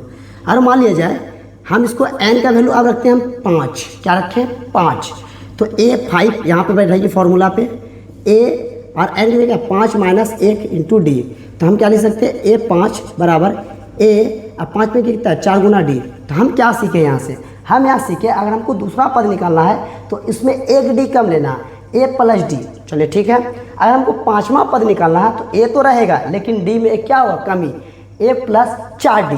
6वां पद निकालना a प्लस 5 डी, 7वां पद a प्लस 6 डी, 8वां पद a प्लस 7 डी, 11वां पद तो a प्लस 10 डी लिख सकते हैं। चलिए हम लोग समझते कैसे लिखते हैं, यहाँ तो समझ में आ गया होगा। तो हम डायरेक्ट क्या लिखेंगे, ये कैसे आया तो हम दिखा दिए। आपको दिया क्या गया इसमें लिखिए फटाफट। आपको दिया, देखिए प्रथम पद दिया हुआ मतलब a दिया हुआ, a प्रथम पद क्या हो गया 2, ओके चलिए ठीक है। आप क्या दिया, आपको निकालना d, निकालना क्या निकालना d, तो d का फॉर्मूला क्या होता है a2 माइनस, इसलिए d क्या होता है a2 माइनस a1। d क्या है सार्व अंतर, मतलब 2 पदों का अंतर। आप यहाँ ध्यान दीजिए, a2 क्या है a2 मतलब ये हुआ a1, ये हुआ a2, ये हुआ a3, ये हुआ a4 और डॉट डॉट चलता रहेगा। तो a2 क्या हुआ 5 माइनस a1 2 बराबर क्या हो गया 3। आप अगले पद में मतलब 8 में 5 घटाए तो भी 3 होगा, 11 में 8 घटाए तो भी 3 होगा, मतलब उसमें कोई दिक्कत नहीं। कहीं पर कभी a4 माइनस a3 कर सकते हैं, a5 माइनस a4 भी कर सकते हैं, आपका आंसर आएगा, डी सही सबका सेम आएगा। तो हम ए भी पता है, डी पता है। अब देखिए वहाँ मतलब कुछ ये एन वहाँ मतलब ये क्या है एन का वैल्यू है, तो आपको एन दिया मतलब एन बराबर 11, मतलब कौन सी इस टर्म को जब हम लगातार लिखेंगे तो 11वें नंबर पे कौन सा नंबर लिखा है, कौन सी संख्या आएगा वो आपको बताना है। आसान है, ध्यान से देखिए। हमको निकालना है a11 बराबर क्या लिखे हम, देखिए यहाँ से a2 निकाला तो a प्लस डी लिखे, a5 निकाला तो a प्लस 4d लिखे, उसी a11 लिखेंगे तो a प्लस 10d हम लिख सकते हैं। चलिए ध्यान से, a कितना है, a है 2 है, 10 जिसे का तैसे, और d का वैल्यू कितना है 3, ओके। चलिए 2 10 30 और 30 से 2 कितना हो गया 32, ऑप्शन नंबर सी यही आपका आंसर होगा। अब हम लोग अगले प्रश्न को बनाएंगे। अब प्रश्न संख्या हम लोग 25 बनाएंगे। यदि किसी समांतर श्रेणी का nवां पद 8n माइनस 2 हो तो उस श्रेणी का 7वां पद क्या, मतलब a7 क्या होगा। सिंपल है, आप क्या दिया क्या है पहले वो लिख लीजिए। आपको दिया है an nवां पद, तो nवां पद an बराबर दिया है 8n माइनस 2। आपको पूछा है कि भैया a7 बता दो, तो कोई दिक्कत नहीं, जहाँ पे n वहाँ पे 7 लगा दिए फटाफट। तो a7 8 गुना 7 माइनस 2, 8 सते 56 माइनस 2, 56 में 2 कितना हुआ 54, और यही आपका ऑप्शन नंबर ए आंसर होगा। अब हम लोग अगले प्रश्न को बनाएंगे। अब लोग प्रश्न संख्या 26 बनाएंगे। यदि किसी समांतर श्रेणी में a30 माइनस a20 बराबर 50 हो तो उस श्रेणी का सारवंतर मतलब d का वैल्यू क्या होगा। आसान प्रश्न है, हम लोग बनाते हैं इसको सॉल्व। हम लोग अभी तुरंत सीखे थे, और कोई बोले a5 लिख के दिखाओ तो हम कैसे सिखाएंगे a प्लस 4d, मतलब हमेशा इससे एक d क्या करेंगे कम लेंगे। तो ध्यान से देखते हैं क्या लिखे, a30 है, यहाँ देखिए इसको पहले लिख लीजिए, a30 माइनस a20 बराबर कितना 50। अब ध्यान देते हैं a30 को क्या लिख सकते हैं हम लोग a प्लस 29d माइनस, अब a20 को क्या लिख सकते हैं a प्लस 19d। अब ध्यान से देखिए बराबर कितना दिया आपको 50, लिख लीजिए फटाफट, a जैसे कहते हैं इसे 29d minus plus minus minus plus minus minus 19d बराबर 50। देखिए ये a प्लस में ये माइनस में 0। ध्यान रखना चाहिए आपको, यहाँ माइनस है तो इसको ब्रैकेट में अगला पद को ब्रैकेट में डालना, क्योंकि ये माइनस दोनों टर्म में क्या होता है दोनों पद में गुना होता है, नहीं तो दिए आपको क्वेश्चन गलत हो जाएगा। अब देखिए 29D प्लस में 19D माइनस में, सिंपल समझिए 29 में 19 घटाना, तो 0 2 में 1 गया, कितना बचेगा 9 9 19 में 29 में 19 0 बी 19 2 में 1 गया 19 10 29, कितना बचा 10D। तो हम लिख सकते हैं 10D बराबर 50। तो 10 किस में गुना में तो क्या होगा भाग होगा, 50 बटा 10, 0 0 कैंसिल, तो D का वैल्यू कितना आ गया 5, और यही आपका क्या होगा आंसर होगा। अब हम लोग आंसर होगा तो ऑप्शन नंबर कितना हो जाएगा सी। क्वेश्चन नंबर 27, यदि 2x माइनस 1 3x जोड़ 2 एवं 6x माइनस 1 किसी समांतर श्रेणी के 3 क्रमागत पद है। समांतर में क्या होता है A1 A2 A3 लगातार, फिर A4 A5 dot A6 A7 इस टाइप से आते जाएगा। तो देखिए A1 का वैल्यू कितना हो गया 2x माइनस 1, A2 का वैल्यू बोलिए तो 3x जोड़ 2, और A3 का वैल्यू बोलिए तो देखिए यहाँ तीसरा पद आ जाएगा 6x माइनस 1। बोला गया है, इसमें बोला गया क्रमागत पद है, मतलब लगातार पद है। तो हम इसका D निकाल लेते हैं, तो क्या होता है A2 माइनस A1 बराबर होगा किसके A3 माइनस A2 के। न समझे, फिर समझते हैं हम लोग। हम क्या सीखे थे कि प्रत्येक अगले पद में पहले पद को घटाएंगे तो उसका वैल्यू हमेशा क्या होगा, जो D आएगा वो सेम आता है ना। तो हम लिख सकते हैं A2 माइनस A1 बराबर होगा A3 माइनस A2 के। आपका मकसद क्या है, मेरा मकसद है x का वैल्यू निकालना। तो A2 कितना है ध्यान से देखिए 3x जोड़ 2 माइनस, फिर A1 कितना है 2x, ब्रैकेट में लिए 2x माइनस 1, नहीं तो क्वेश्चन क्या होगा गलत हो जाएगा। फिर A3 कितना है 6x माइनस 1 माइनस फार्मूला में, फिर A2 कितना है ब्रैकेट में लिए 3x जोड़ 2। आप सॉल्व करिए फटाफट, 3x जोड़ 2 प्लस माइनस 2x और माइनस प्लस 1 बराबर 6x minus 1 plus minus 3x plus minus 2। तो यहाँ कितना हो जाएगा, तो यहाँ पे 3x में 2x घटाएंगे कितना बचेगा x, यहाँ 2 और 1 कितना होगा 3 बराबर, यहाँ पे तो 6x में 3x घटाएंगे तो कितना बचेगा 3x, और माइनस 1 और माइनस 2 कितना होगा माइनस 3। अब इधर देखिए x को x की तरफ, संख्या को संख्या की तरफ लिख चलिए। तो यहाँ 3x है, उसको इधर भेज दीजिए, तो यहाँ पे होगा 3, माइनस में जाए क्या होगा प्लस 3, यहाँ 3x प्लस में जाए क्या होगा माइनस x, यहाँ पे लिख देते हैं।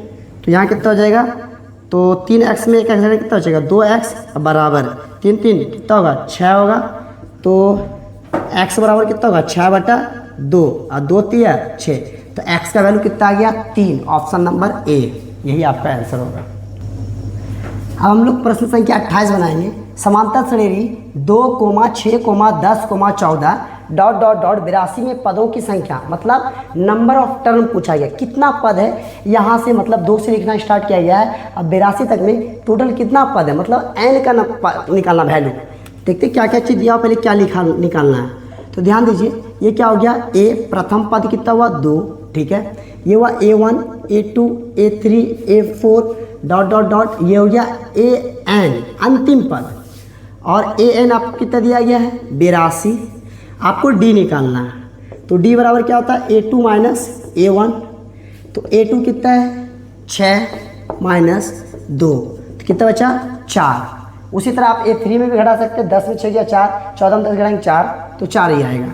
आपको निकालना कुछ n नंबर ऑफ टर्म, पदों की संख्या n निकालना। तो फॉर्मूला कौन सा लगाएंगे हम लोग, वही वाला फॉर्मूला an बराबर a plus n minus 1 into D. an का वैल्यू पता है हमको कितना है 82, रख दीजिए, बराबर a का वैल्यू कितना है 2 जोड़ n का वैल्यू पता नहीं है n माइनस 1, और d का वैल्यू कितना है 4। ये प्लस में तरह क्या हो गया माइनस होगा, 82 माइनस 2 बराबर n माइनस 1 इंटू 4। तो यहाँ 82 में 2 घटाएंगे तो बचेगा 80 बराबर n माइनस 1 इंटू 4। तो यहाँ क्या होगा n किस में है 4 गुना में, इधर क्या हो गया भाग हो जाएगा, यहाँ लिखिए। तो यहाँ पे इसको हम इस टर्म को पहले लिख रहे हैं, n माइनस 1 इंटू 4 बराबर 82, तो n माइनस 1 बराबर 82, सॉरी 82 में 2 घटा दिए 80 बचा, यहाँ 80 होगा 80, यहाँ पे गुना में जरा क्या होगा भाग, 4 से घटा दिए 20 चौके 80, 20 हो जाएगा। तो n बराबर ये माइनस में हो जाएगा क्या होगा प्लस, तो 20 ये माइनस हो जाएगा, क्या हो गया प्लस, तो n का वैल्यू कितना हो जाएगा 21, और यही आपका आंसर होगा। तो ऑप्शन नंबर बी। हम लोग प्रश्न संख्या 29 बनाएंगे। क्वेश्चन देखिए क्या लिखा हुआ है, समांतर श्रेणी 72,63,54 ... का कौन सा पद शून्य है। मतलब आपको बताना है कि अगर आपको 72 से पद लिखते जाए तो कौन सा ऐसा पद आएगा जो जीरो हो जाएगा। तो हम लोग जानते हैं कैवा पद है, देखिए ऑप्शन है 8वां पद, 9वां पद, 10वां पद, 11वां पद। तो हम ऐसे क्वेश्चन को बाय ऑप्शन बनाएंगे, बाय ऑप्शन। देखते कैसे बनाते हैं। फॉर्मूला हम लोग चीज सीखे, an बराबर a plus n minus 1 into D. पदों की संख्या ऐसे निकालते हैं हम लोग। चलिए पहला ऑप्शन रखते हैं 8वां, मतलब n की जगह क्या रखना है आपको 8। अगर जहाँ पर 0 आ गया तो आपका आंसर वही होगा। n की जगह 8, मतलब a8 बराबर, आप पहले एक चीज़ लिख लेते हैं, ये क्या है a1 है, a2 है, a3 है। साइड में थोड़ा सा हम निकाल लेते हैं। यहाँ पे a क्या प्रथम पद कितना है 72। अब d निकालना तो क्या होता है a2 माइनस a1। a2 कितना है 63, रखिए माइनस 72। तो देखिए माइनस वाला बड़ा है 63, 72 माइनस 9 होगा। डी का वैल्यू कितना है -9, इसे पुट कर दिया फटाफट। ए कितना है 72, रखिए प्लस एन कितना है, एन तुमको कितना लेना 8 लेना है। पहला ऑप्शन पहला चेक कर रहे हैं हम, 8 माइनस 1, और डी का वैल्यू कितना लेंगे -9। चेक कर लेते हैं 72 प्लस 8 में एक कितना चाहिए 7, अब प्लस माइनस कितना 7 और माइनस 9, तो कितना होगा 72, अब प्लस माइनस माइनस 7 × 63। ये 0 आया नहीं आया, मतलब ये ऑप्शन आपका नहीं होगा। अब हम लोग इसी पे ऑप्शन नंबर बी चेक करते हैं, जिस पे 0 आएगा वही आंसर होगा। an बराबर, अभी 9वां पद चेक करें, a 9 हो जाएगा। चलिए ठीक है, a की प्रथम पद क्या होगा a 72 जोड़ n की जगह क्या रखेंगे 9 माइनस 1, और डी की जगह क्या रखेंगे अभी निकाले -9। तो यहाँ कितना होगा 72 प्लस 9 में एक गया कितना बचेगा 8 गुना -9। 72 देखिए प्लस माइनस माइनस 8 × 72, देखिए प्लस माइनस ही कट के क्या हो गया 0। तो ये क्या आ गया 0। तो ऑप्शन नंबर क्या होगा बी। तो ऐसे क्वेश्चन को ऐसे हिट एंड ट्रायल लगाइए, बाय ऑप्शन आपका आंसर आ जाएगा। तो 9वां पद होगा। अब हम क्वेश्चन नंबर 30 बनाएंगे। बिंदुओं a cos थीटा, 0 तथा 0, a sin थीटा के बीच की दूरी निकालना। आसान प्रश्न है, आपको cos sin में ABC में दे तो घबराना नहीं है। प्रोसेस वही जैसे हम लोग बनाते हुए आते हैं, दूरी सूत्र लगाएंगे, क्वेश्चन का आंसर आ जाएगा। सॉल्व लिखिए। जैसे मान लेते हैं 2 बिंदु है, मान लेते हैं एक बिंदु A है, दूसरा बिंदु B है। एक बिंदु क्या है a cos थीटा, 0, और दूसरा बिंदु है 0, a sin थीटा। तो इसको मान लेंगे x1 y1, ये होगा x2 y2। अब इसके बीच की दूरी निकालिए, फटाफट आंसर आ जाएगा आपका। तो लिखेंगे ए बी बराबर, भाषा नहीं लिखना क्योंकि ऑब्जेक्टिव आपको सॉल्व करना, रूट अंडर ए बी क्या होता है, फॉर्मूला होता है x2 माइनस x1 का whole square plus y2 minus y1 का होल स्क्वायर। x2 कितना है, x2 है 0, तो यहाँ होगा 0 माइनस x1 क्या है a cos थीटा, तो यहाँ लिख देंगे a cos थीटा का होल स्क्वायर प्लस y2 कितना है, y2 आ गया a sin theta minus y1 0 का होल स्क्वायर। तो यहाँ क्या कहेंगे, इसमें 0 घटाएंगे तो क्या होगा माइनस में रहेगा। तो यहाँ बचा कौन सी माइनस a cos थीटा का होल स्क्वायर। देखिए 0 घटाएंगे तो कोई फर्क नहीं पड़ेगा, वही चीज़ रहेगा cos theta plus a sin theta में 0 घटाएंगे तो क्या रहेगा a sin थीटा ही रहेगा, a sin थीटा का होल स्क्वायर।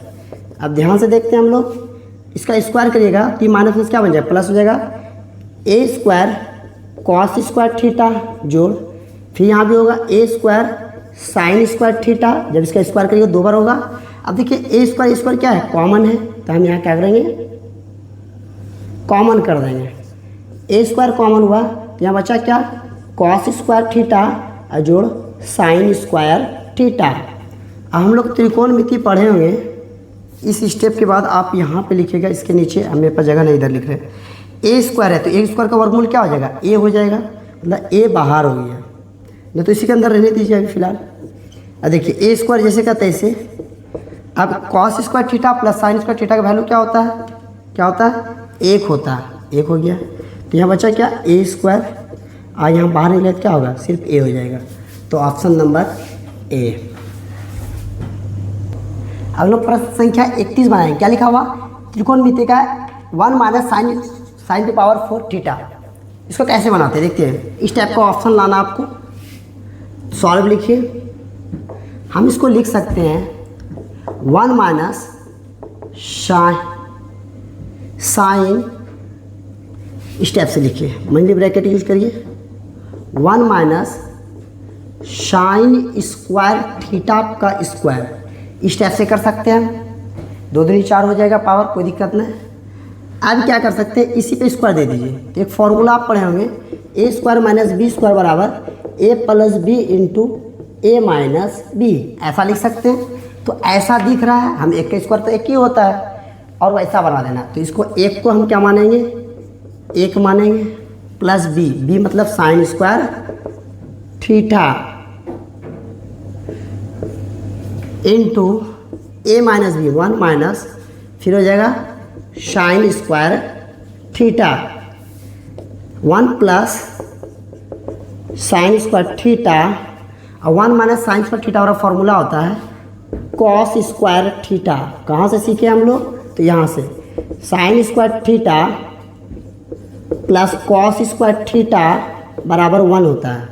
तो यहाँ पे हम बोल सकते हैं कॉस स्क्वायर थीटा बराबर 1 माइनस साइन स्क्वायर थीटा। ऐसा दिख रहा है, ऐसा लिख सकते हैं हम लोग। तो यही फॉर्मूला त्रिकोणमिति में आप पढ़े होंगे। तो इसको बस देखिए, ऐसा ऑप्शन मिला नहीं, कॉस स्क्वायर पहले लिखा तो उसको पहले कर दीजिए। तो हम cos square theta 1 plus sine square theta, देखिए ऐसा ऑप्शन है cos square theta 1 plus sign, option number A, यही आपका आंसर होगा।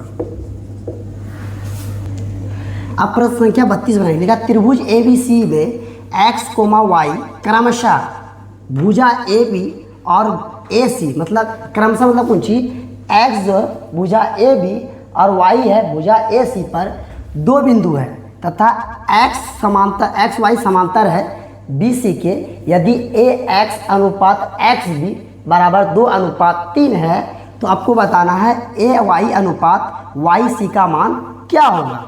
सिंपल है, एक त्रिभुज है, जो त्रिभुज क्या है, A B C, A B C, आगे बोला गया है ए बी पर एक्स बिंदु है, तो इसको मतलब ऐसे समझ सकते हैं, ए बी पर एक्स है और ए सी पर क्या है, वाई है। अब फिर कंडीशन दे दिया है ए एक्स कितना है, ए एक्स 2 है और एक्स भी कितना है, 3 है।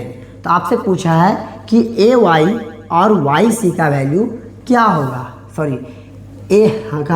ए वाई और वाई सी का अनुपात क्या होगा। सिंपल है, सॉल्व लगाइए थेल्स प्रमेय से। थेल्स प्रमेय क्या है, ए एक्स का अनुपात बटे एक्स बी का अनुपात, ए एक्स बटे क्या होता है एक्स बी बराबर क्या होगा, ए वाई बटे वाई सी, ए वाई बटे वाई सी। अब आपको ए एक्स का वैल्यू पता है, मतलब ए एक्स का वैल्यू 2 है, यहाँ लगा दीजिए 2, और एक्स बी का वैल्यू कितना है 3, बराबर ए वाई अपॉन वाई सी। अब आपको रेशियो बताना है, हाँ, ए वाई अनुपात वाई सी। तो सिंपल समझिए, ए वाई अनुपात वाई सी, तो 2 अनुपात कितना हो जाएगा 3, ऑप्शन नंबर बी। अब हम लोग प्रश्न संख्या 33 बनाएंगे। क्या लिखा, 2 समरूप त्रिभुजों के क्षेत्रफलों का अनुपात 121:64 है, तो उनके संगत मध्यिकाओं का अनुपात। सिंपल है, ऐसा प्रश्न है, मध्यिकाओं का अनुपात रूट लगा देना। तो मध्यिकाओं का अनुपात बराबर क्या होगा, क्षेत्रफलों का अनुपात, जो भी क्षेत्रफल दिया हुआ 121 अनुपात उसका ये वर्ग निकालना है, स्क्वायर रूट। तो ये कितना है, 11:8। तो ऑप्शन नंबर ए है, इसका स्क्वायर रूट निकाल देना, ये आंसर हो जाएगा। हम लोग प्रश्न संख्या 34 बनाएंगे। दो समरूप त्रिभुजों के परिमाप क्रमशः 30 सेंटीमीटर और 20 सेंटीमीटर है। यदि पहले त्रिभुज की भुजा की लंबाई 18 सेंटीमीटर है तो दूसरे त्रिभुज की भुजा की लंबाई क्या होगी। सिंपल समझ लेते हैं। दो त्रिभुज है ए बी सी, एक दूसरा त्रिभुज है सी के बाद डी ई एफ। आपसे बोला गया है कि दोनों त्रिभुज का परिमाप दिया, पहले त्रिभुज का परिमाप 30 सेंटीमीटर और दूसरे त्रिभुज का परिमाप 20 सेंटीमीटर है। बोला पहले त्रिभुज की भुजा की लंबाई 18 सेंटीमीटर है तो दूसरे त्रिभुज के भुजा की लंबाई क्या होगा, आपको निकालना है। सिंपल समझते हैं, सॉल्व। पहले त्रिभुज की भुजा ए बी है, इसका अनुपात बटे, इसका एक भुजा ले लीजिए, बटे डी पहले त्रिभुज का परिमाप, मतलब त्रिभुज ए बी सी का परिमाप बटे त्रिभुज डी ई एफ का परिमाप। ठीक है, परिमाप वहाँ दिया हुआ है। ए बी का वैल्यू कितना, 18, डी का वैल्यू नहीं पता, निकालना है। त्रिभुज ए बी सी का परिमाप क्रमशः, मतलब पहले त्रिभुज का कितना दिया है 30 सेंटीमीटर, दूसरे त्रिभुज कितना है 20 सेंटीमीटर, कटा दिए, 0 0 कैंसिल, अब 3 6 के 18 और तो क्रॉस मल्टीप्लाई बचा क्या, 6 बटे डी ई बराबर 1/2 हो गया।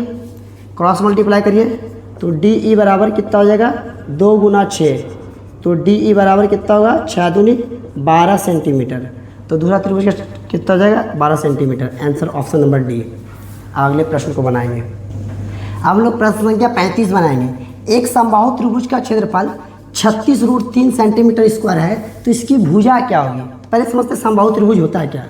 वैसा त्रिभुज जिसका प्रत्येक भुजा आपस में क्या हो, अब बराबर हो, अब प्रत्येक कोण कितना डिग्री का हो, 60 डिग्री का हो, वो क्या कहलाता है, समबाहु त्रिभुज।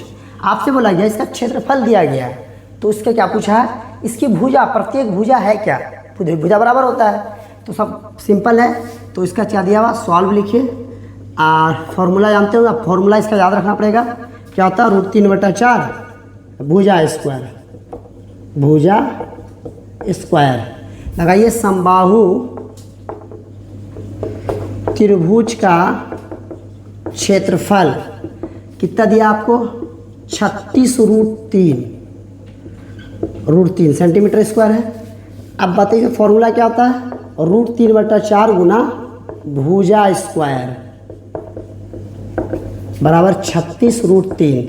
ठीक है, ये √3 से √3 खत्म, बचा क्या, तो 4 इधर किस में है, भाग में, उधर क्या होगा, गुना हो जाएगा। तो यहाँ हो जाएगा भुजा स्क्वायर बराबर 36 × 4, स्क्वायर हटाएंगे उधर क्या चढ़ेगा, रूट चढ़ेगा, तो भुजा बराबर हो जाएगा √36 × 4 और 36 का वर्गमूल कितना था, 6 और 4 का 2, तो जा 4 दूनी 12 सेंटीमीटर। Option number C. अगले प्रश्न को बनाएंगे हम लोग प्रश्न संख्या 36 बनाएंगे। क्या है, दो प्रतिच्छेदी वृत्तों की अभिनिष्ट स्पर्श रेखाओं की संख्या कितनी होगी। दो प्रतिच्छेदी मतलब एक वृत्त दूसरे वृत्त को क्या कर रहा है, प्रतिच्छेद कर रहा है। उभयनिष्ठ रेखाओं की संख्या, थोड़ा सा बड़ा छोटा हो गया तो एक रेखा ऊपर से जाएगा जो दोनों में सट के जाएगा, तो कितना हो सकता है, 2 ही होगा, एक इधर होगा एक होगा, दोनों को टच करेगा तो उभयनिष्ठ संख्या कितना हो जाएगा, 2। अब हम लोग अगले प्रश्न को बनाएंगे। हम प्रश्न संख्या 37 बनाएंगे। एक वृत्त जिसकी त्रिज्या 7 सेंटीमीटर है, किसी बाह्य बिंदु P से, एक वृत्त है, थोड़ा सा गोल बनाते हैं, एक वृत्त है जिसकी त्रिज्या 7 सेंटीमीटर है। फिर बोला गया है बाह्य बिंदु P, क्या बोला है, बाह्य बिंदु P से स्पर्श रेखा PT की लंबाई, P से स्पर्श रेखा PT की लंबाई, आगे देखिए क्या लिखा हुआ, लंबाई 24 सेंटीमीटर है। यदि O वृत्त का केंद्र है, O वृत्त का केंद्र मतलब O यहाँ पे है केंद्र के पास, तो यहाँ पे क्या होगा, T होगा, और इसको मिला दीजिए आप। तो आपसे पूछा गया है तो OP की लंबाई क्या होगा, तो PT कितना है 24 सेंटीमीटर, ये 7 है। अब ध्यान दीजिए वृत्त के परिधि पर खींचा गया स्पर्श है, इसका कोण बना कोण कितना डिग्री होता है 90 डिग्री होता है। 90 डिग्री हो गया तो याद देखिए ये 90 डिग्री बना तो इसके सामने वाला क्या हो गया, ये कर्ण हो गया, ये आधार हो गया, और ये क्या हो गया लंब हो गया। तो हम लोग लगाते हैं यहाँ पर से सॉल्व। तो आपसे पूछा क्या, आपसे पूछा OP की लंबाई ये क्या होगा, सिंपल समझते हैं, यहाँ से ध्यान समझते हैं हम लोग। ये 90 डिग्री से सामने वाला क्या हो गया कर्ण, ये कर्ण हो गया, ठीक है, जिस पे बना वो क्या हो गया आधार हो गया, मतलब ये आधार है, और ये क्या हो गया लंब हो गया। चलिए ठीक है, तो हमको निकालना कर्ण मतलब OP बराबर, तो OP बराबर क्या होगा कर्ण का स्क्वायर बराबर लंब का स्क्वायर जोड़ आधार का स्क्वायर। तो सिंपल समझते हैं OT का स्क्वायर जोड़ PT का स्क्वायर, OT कितना है 7 का स्क्वायर और PT कितना है 24 का स्क्वायर, तो हो गया 7 7 49 और 24 का 576 हो जाएगा स्क्वायर। यहाँ लिखते हैं जो जुड़िए 9 6 15 के 5 7 4 11 12 के 2 और 5 1 6 625 और 625 किसका वर्गमूल होता है 25 का। तो ये वाला भुजा आपका आ गया 25 सेंटीमीटर, ऑप्शन नंबर सी। अगला क्वेश्चन समझते हैं हम लोग 38 नंबर। किसी बाह्य बिंदु P से एक वृत्त पर खींची गई एक स्पर्श रेखा की लंबाई, स्पर्श रेखा क्या होता है जो वृत्त को टच करते हुए जाती है, स्पर्श रेखा की लंबाई 17 सेंटीमीटर है। तो P से उसी वृत्त पर खींची गई स्पर्श रेखा की खींची गई दूसरी स्पर्श रेखा की लंबाई क्या होगा। जैसे एग्जाम्पल के लिए एक वृत्त है, बिंदु P है, यहाँ से एक स्पर्श रेखा खींचा तो बोला दूसरा वाला स्पर्श रेखा दिया, ये 17 दिया हुआ, तो ये क्या, तो वृत्त पर खींचे गए स्पर्श रेखा की लंबाई आपस में क्या होता है बराबर होता है, तो ये भी कितना हो जाएगा 17 सेंटीमीटर। अब हम लोग अगले प्रश्न को बनाएंगे। अब हम लोग प्रश्न संख्या 39 बनाएंगे। लिखा यदि 7 सेंटीमीटर वाले त्रिज्या वाले वृत्तखंड के लघु वृत्तखंड का क्षेत्रफल 14 वर्ग सेंटीमीटर हो तो दीर्घ वृत्तखंड का क्षेत्रफल क्या होगा। सिंपल समझते हैं हम लोग चैप्टर 13 में पढ़े हैं। देखिए यहाँ से ये वृत्तखंड हो गया, तो ये छोटे वाला टुकड़ा क्या बोलते हैं हम लोग लघु वृत्तखंड, त्रिज्यखंड हो गया। वृत्तखंड के बारे में बात किया जा रहा है ना, तो वृत्तखंड के बारे में बात किया जा रहा है। तो ये वाला छोटा वाला क्या, ये वाला हो गया लघु वृत्तखंड, और ये वाला क्या हो गया, ये वाला हो गया दीर्घ वृत्तखंड। आपसे पूछा क्या गया क्वेश्चन में, आपको दिया गया कि लघु वृत्तखंड का क्षेत्रफल आपको दिया गया है, ठीक है। इसका जो त्रिज्या है, इसका ये त्रिज्या जो दिया हुआ है ये R बराबर 7 सेंटीमीटर दिया गया, ओके। आपसे पूछा है कि दीर्घ वृत्तखंड का क्षेत्रफल क्या होगा। सिंपल है, हम क्या करेंगे वृत्त के क्षेत्रफल में, पूरा वृत्त के क्षेत्रफल में लघु वृत्तखंड के क्षेत्रफल को घटा देंगे तो दीर्घ वृत्त का क्षेत्रफल बचेगा। सिंपल है, हम लोग बनाए, देखते हैं लोग कैसे बनाएंगे। आप एक्सरसाइज में बनाएंगे इस टाइप के प्रश्न को। क्या लिखा हुआ है, तो यहाँ पे R बराबर कितना दिया 7 सेंटीमीटर। आपको लघु वृत्तखंड का क्षेत्रफल दिया गया 14 सेंटीमीटर दिया हुआ, लिख लीजिए यहाँ पे लघु वृत्तखंड का क्षेत्रफल 14 सेंटीमीटर स्क्वायर दिया गया है। आपको निकालना दीर्घ वृत्तखंड का क्षेत्रफल, दीर्घ वृत्तखंड का क्षेत्रफल बराबर वृत्त का क्षेत्रफल माइनस लघु वृत्तखंड का क्षेत्रफल, लघु वृत्तखंड का क्षेत्रफल। अब लगाते हैं वृत्त का क्षेत्रफल क्या होता है पाई R स्क्वायर माइनस लघु वृत्तखंड का क्षेत्रफल आपको पता है कितना है 14 सेंटीमीटर स्क्वायर। लगा दीजिए, पाई का वैल्यू कितना होगा 22/7। हर प्रश्न में बोला जाए कि पाई का वैल्यू 3.14 लेना है तब लेना है, तो 22/7 ही आपको लेना है। R का वैल्यू कितना 7 × 7 माइनस 14, इस 7 से 7 कैंसिल हो जाएगा, फिर ठीक है। तो यहाँ क्या होगा 22 × 7 154 माइनस 14 कितना हुआ 4 4 0 हो गया। अब 5 में 4 गया कितना हो गया 1, यहाँ पर 110 सेंटीमीटर स्क्वायर, कोई डाउट है जैसे लिखो लो।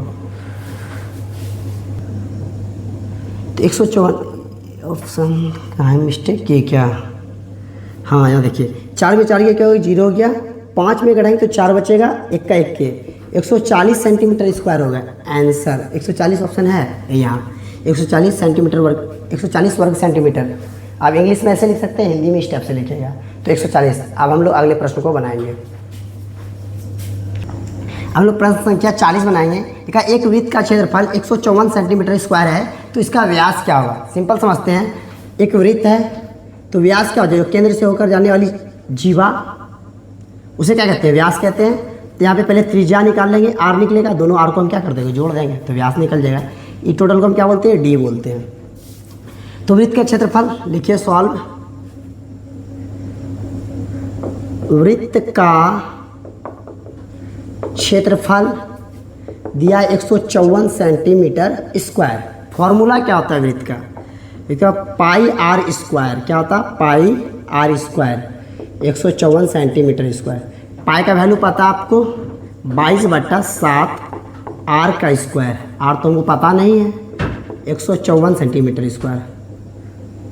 तो 22 7 154, देखिए यहाँ कट जाएगा 7 बार में, तो यहाँ पे आर स्क्वायर बराबर कितना होगा 7 × 7।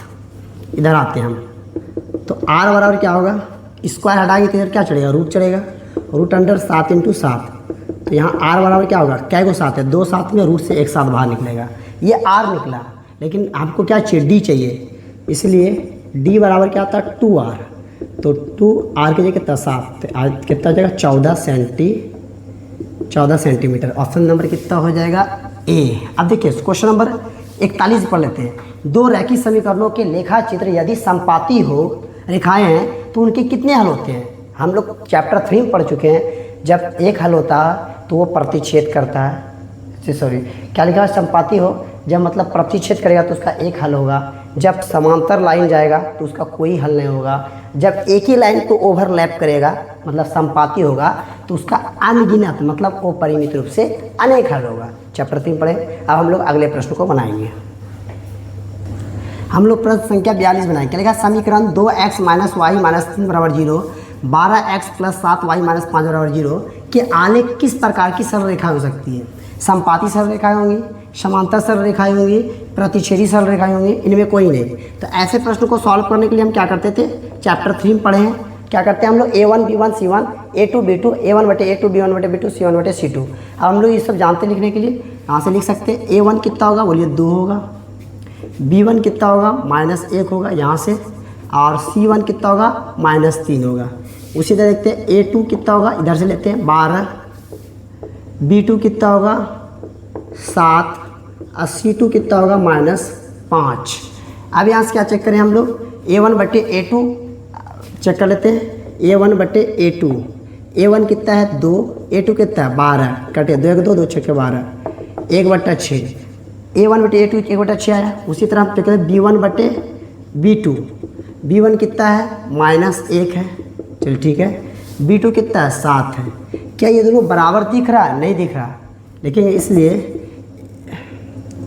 a1/a2 अब बराबर नहीं है b1/b2 के, तो वैसा क्या होता है, इसका केवल एक हल होता है, अद्वितीय हल। जब एक हल होता है तो उसका जो ग्राफ बनता है तो वो प्रतिच्छेदी रेखाएं होंगी, प्रतिच्छेदी सरल रेखा मतलब एक दूसरे को काटेगा।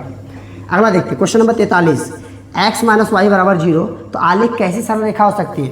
ध्यान से समझते हैं हम, क्या लिखा हुआ है x - y = 0 तो x बराबर क्या होगा y, और इसका हम ग्राफ खींचते हैं, वैल्यू निकालिए इसका x और y, और मान लेते हैं x 0 तो y भी 0 हो जाएगा, x 1 तो y भी 1 है। तो ये कंडीशन में क्या होगा, ना तो ये x अक्ष के होगा ना y अक्ष के। ये क्या होगा, जब इसका ग्राफ खींचेंगे तो मूल बिंदु से होकर चलता आगे रहेगा, ऐसे चलते चलते चलते चलते रहेगा, तो मूल बिंदु से जाती हुई, ऑप्शन नंबर सी। अब हम लोग अगले प्रश्न को बनाएंगे। अब लोग प्रश्न संख्या 44 बनाएंगे। लेकिन निम्नलिखित में से कौन द्विघात समीकरण है, चेक करते हैं। ऐसे प्रश्न को हम लोग बाय ऑप्शन बनाते हैं, चेक कर लेते हैं कैसे बनाते हैं। पहले ऑप्शन नंबर ए चेक करिए फटाफट। तो ऑप्शन में क्या है, a + b × a - b है, तो इसको कर सकते हैं हम लोग a² - b² मतलब 2 का स्क्वायर। अब बराबर क्या है, एक्स का स्क्वायर माइनस 4x क्यूब। यहाँ कितना होगा, एक्स का स्क्वायर माइनस 2 दूनी 4, एक्स का स्क्वायर माइनस 4x क्यूब। देखिए ये कैंसिल हो जाएगा, तो ये तो होगा ना क्यूब वाला बचा हुआ, ये नहीं होगा। ऑप्शन नंबर बी चलिए, क्या लिखा है, ए प्लस बी का मतलब x प्लस 2 का होल स्क्वायर। इसको चेक कर लेते हैं, यहाँ से x प्लस 2 का होल स्क्वायर बराबर 3 इंटू एक्स प्लस 4 का 4। सॉल्व करिए इसको फटाफट। ए प्लस बी का होल स्क्वायर तो क्या, ए स्क्वायर प्लस 2ab अब प्लस बी स्क्वायर बराबर 3 गुना एक्स 3x अब 3 चौके 12, एक्स स्क्वायर जोड़ 2 दूनी 4x जोड़ 4 बराबर 3x जोड़ 12। तो ये x से वाला लग रहा है, x का स्क्वायर ये 4 है, इसको इधर निकालिए 4x जोड़ 4 और इसको उधर लेके चलिए तो 4x इसको लिखा है माइनस 3x और प्लस 4 इसी माइनस 12 बराबर 0। तो यहाँ क्या होगा, x का स्क्वायर 4 में 3 का कितना हो जाएगा x और 12 कितना हो जाएगा माइनस 8 बराबर 0। देखिए स्क्वायर वाला फॉर्मेट आ गया, मतलब यही आंसर होगा। ये वाला भी चेक कर लेते हैं, ये वाला होगा, आगे चेक तो करने ना। देखिए यहाँ चेक करिए, इसका एल्सियम करो तो 2 दूनी 4x स्क्वायर और 4x ये कैंसिल हो गया, तो ये खत्म हो जाएगा इसका। यहाँ पे भी ध्यान देते हैं, 2x स्क्वायर प्लस 3 इसको गुना करें तो 5 दूनी 10x स्क्वायर, आप फिर इससे गुना होगा तो ये x क्यूब बन जाएगा, तो ये भी नहीं होगा और ये भी नहीं होगा। तो ऑप्शन